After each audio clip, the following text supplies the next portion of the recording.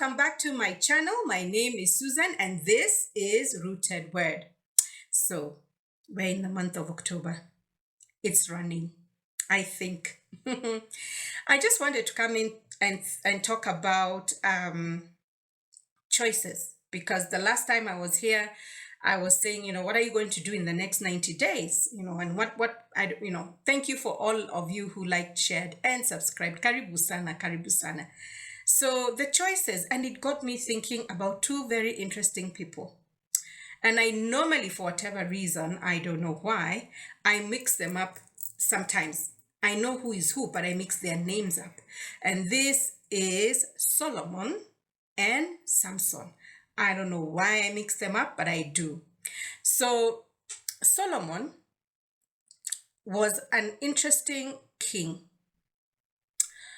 son of David, born of Bathsheba, and he's the guy who didn't have to fight any war because he was the one God ordained to build the temple.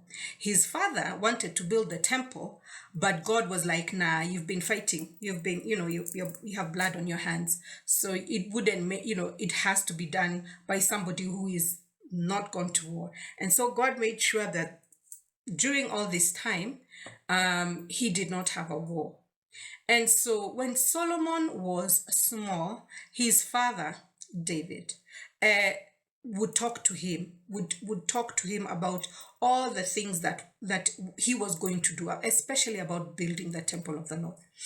But he also gave him some hints that I think maybe, I don't know, I really don't know, but it seems like Solomon,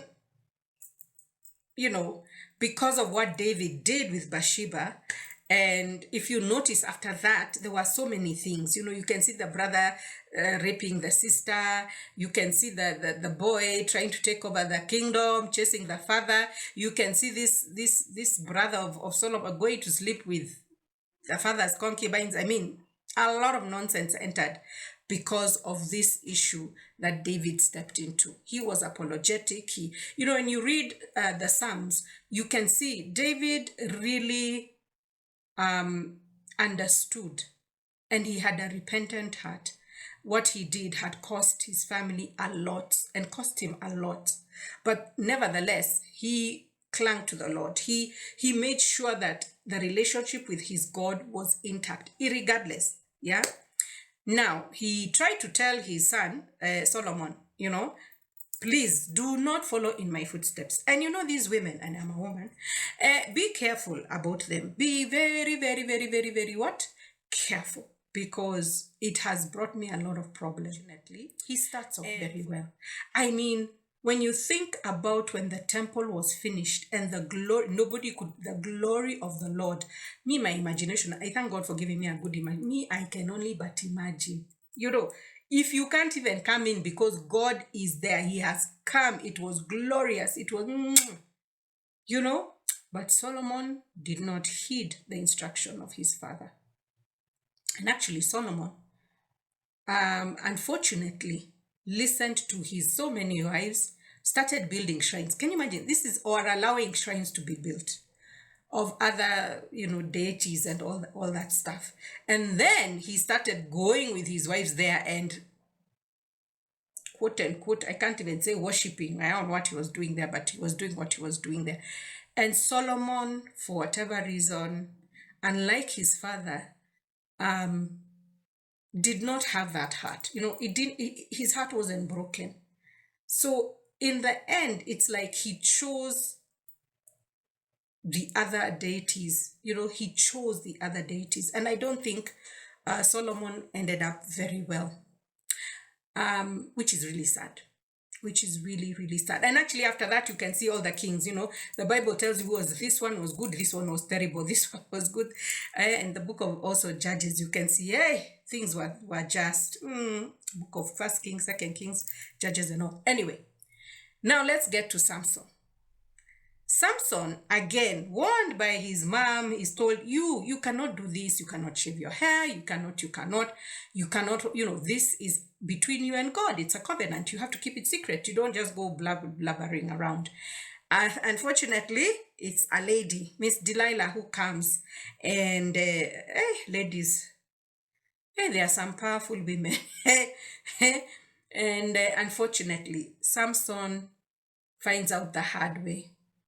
I don't know whether he really loved Delilah or not, but I guess for a man, by the time he's telling this chick the secret, I don't know, maybe he trusted her, I don't know. He loved her that much, who knows? And his hair is cut off, and he wakes up to do what he normally does, and he realizes, whoa. And not only that, he loses his eyesight, and he's thrown in, and people, they laugh at him, they make him grind their food and all that good stuff. One thing they didn't realize, and even I didn't realize, a covenant is a covenant. Let me say that again. A covenant is a covenant. What we say even in the New Testament, what we say in the New Testament is that, not even in the New Testament, old and new, whichever way, a covenant is a covenant. Plus, the gifts of God, they can't be taken away from you. He gave you. God is not, he wouldn't take them. They are given. And so when this guy's hair started growing, I don't know, as he kept on maybe grinding the food or doing whatever he was doing, did he start to feel that his strength had come back? I think he did. I think Samson, as the years went on and the hair was growing pole, slowly, he started to realize, maybe, perhaps, maybe, I don't know, it's not recorded in the Bible, please.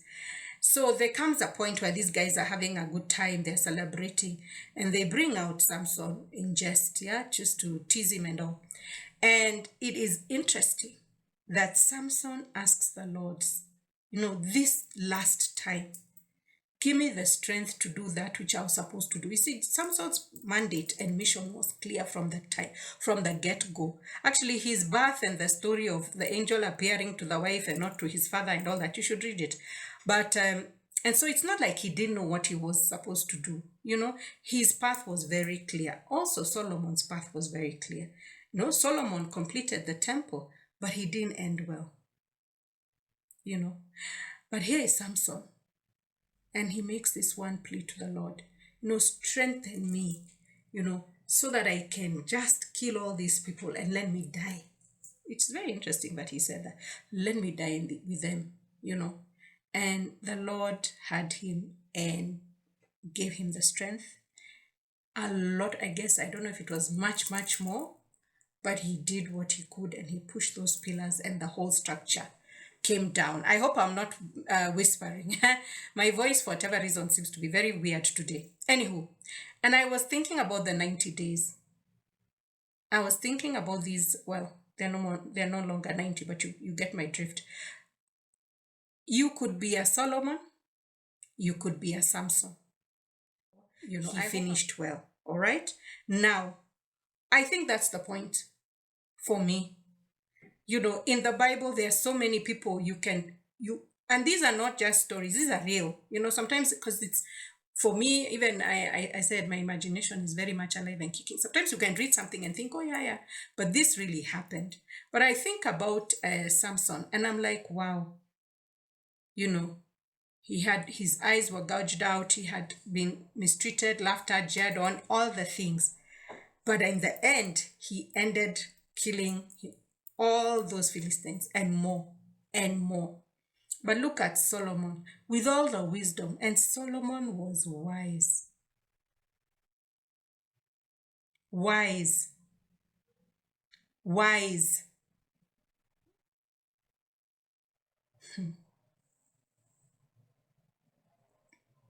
What it shows me is sometimes we should not be so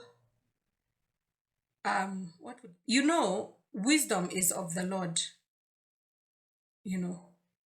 Ask God for wisdom. James says, ask God for wisdom and he'll give it to you. What you do with the wisdom, it matters. And how you maintain wisdom is essential. I think that's the point. That's the point. It's not, maintaining the gift or maintaining that which God has given you, your purpose, your mandate, that thing that God has given you. How do you maintain it? How do you grow it? How do you keep it? How do you guard it safe? And in the journey of, life, sometimes we make mistakes. And what do we do when we make those kinds of mistakes? How do we come back? How do we dust ourselves up and now keep moving? Because sometimes maybe we feel like, it's we can't, which is a lie. So as we end this year, let us try and end well in wisdom. Let us end in the Lord. Let us end in celebration, in thanksgiving. Let us end with love. Let us end with forgiveness. Let us end in humility. Let's end. There are so many good things we can end in. Let us end in kindness. Pick the fruits of the Spirit and end in, pick one. Let end in patience. End in joy. You can choose, just like Samson chose. He didn't say, "Oh Lord, all this time I've been in the jail, this, that. Will you strengthen me? Will you help me? Will you?" No. He said, "Lord, give me strength. Let me do that which you call me to do. Let me finish my task and my mandate well." And Samson did.